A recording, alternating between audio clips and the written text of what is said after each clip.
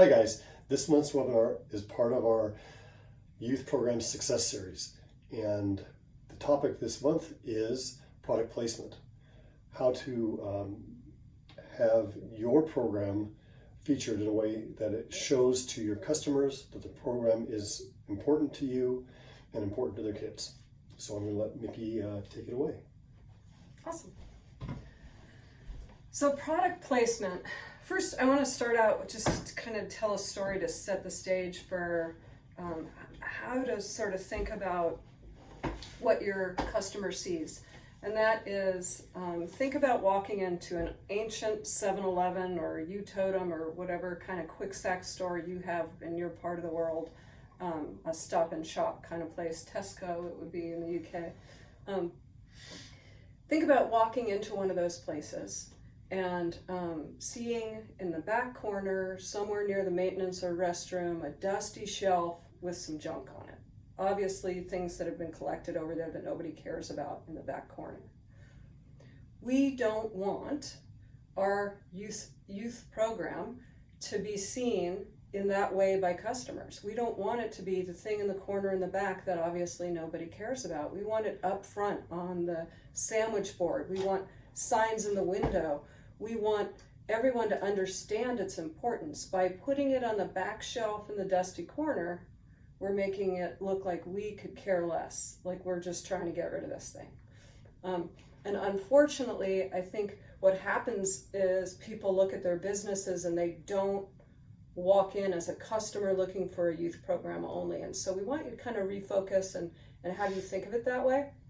Here's a quote that may help with that, and that is that clients have to, and clients being parents, clients have to see your program as foundational, and everything you do will either support or subtract from that perception. So clients, those are parents, right? But also as your teens get older, or as your kids get older, become preteens and teens, they're very aware of this, how it looks. Are they making it important or not? That's something they're seeing too. So clients are the parents and the kids and the teens, but think about the perception of all three when you think about it. So I'm just going to underline a couple things. They have to see it as foundational, not just an activity, not just something they're doing like going to the bounce house or to the playground. Not that those things are bad, but those aren't foundational to athletic development, confidence, physical literacy. So we need to see them we need them to see it as foundational. So here's a few things to think about where you can kind of go, okay, am I doing that? Am I not doing that? And don't feel badly if you're not doing all of these things. It's just a list for you to maybe go through and go, okay, I want to move toward this. I want to move it from that back dusty shelf toward the front of the store, okay? That's all it is. It's part of the progress of the program is to start to look at things and see how we can bring it along and professionalize it more. So the literal placement of the class, not on the dusty shelf in the back. So that would be the program that's operating in the corner while the adults are going. It's not separate. Sometimes adults are interacting with the kids while they're working out. That is not where we want to be. We want the literal placement of the program to be obviously something we give importance to, which means it has its own area and its own time slot, and it's very specifically a kids or teen environment during that time. Youth-specific events.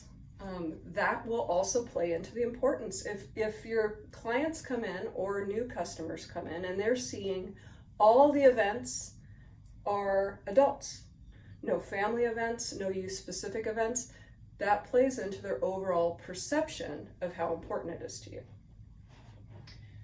The environment as far as other things, like photos. Most gyms have photos of their members all around.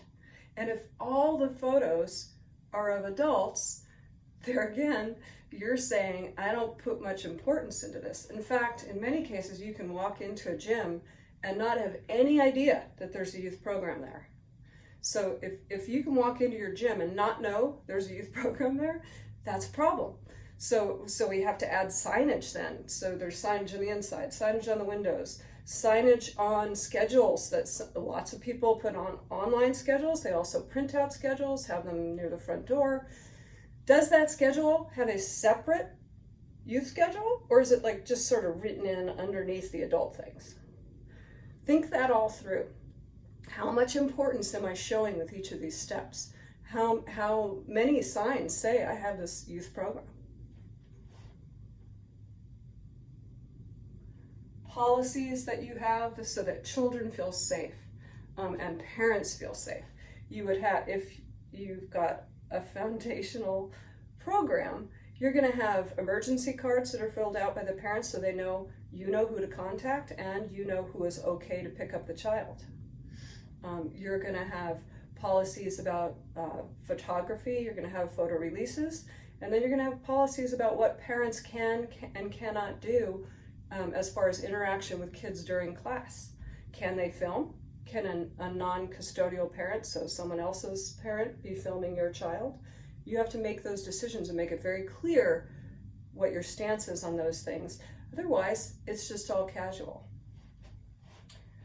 A safe zone for kids, and that just plays into the overall sort of ecosystem of the gym. Is there a place where kids can go safely away from adults, but also within observation of the adults? That's important. Financially, now this is one of the biggest areas where people aren't really thinking it through, and that is really, really important. When you go to a place like a bounce house, you can usually get a punch card, and it's per attendance. So you're paying per time that you go rather than a monthly fee because the service is consistently offered. So that what that does is sound great to a parent who thinks they're going to be inconsistent, but it also supports their inconsistency. So what you're doing is making them happy about the fact that they can pay you for 1 week a month if they feel like it, and their child will hardly make progress because they'll come once a month. So what we want to do is take the opposite approach. So rather than make it seem casual financially, we want to make it important financially. And so that is the template for that is a gymnastics studio. In a gymnastics studio, usually, the template is if you miss a class, there's a makeup class your child can attend, and we want you to attend it. We need your child to make that class up so that they continue to make progress. There's no change in the fee if you don't show up. It's not per class. It's not an activity. It's foundational to the linear development of that child physically for them to continue coming. And if you give them an out that makes it look like it's not foundational, they're not going to perceive it.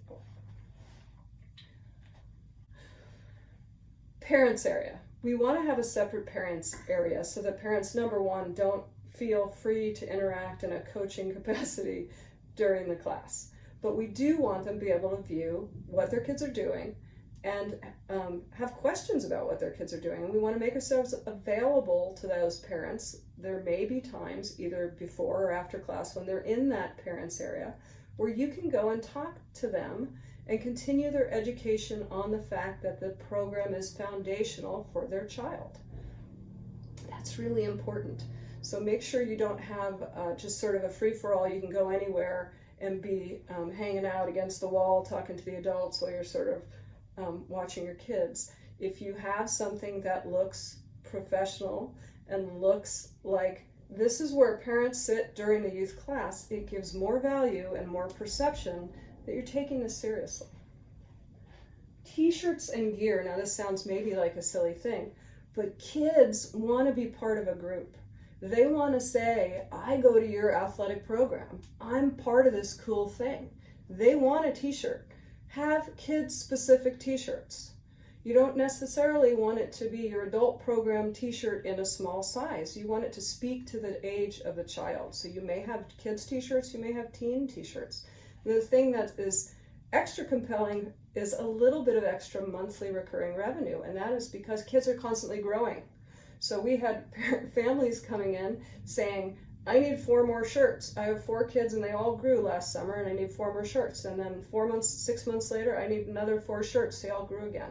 It's a very good income stream. It's advertising, and it makes the kids feel important, feel part of a group, and gives importance to the program that you've gone out of your way to make shirts to make them feel part of this thing. Any kind of gear, in fact, but t-shirts are the most common. And then the last thing I want to touch on is online and social presence. First of all, don't feel bad about staging pictures.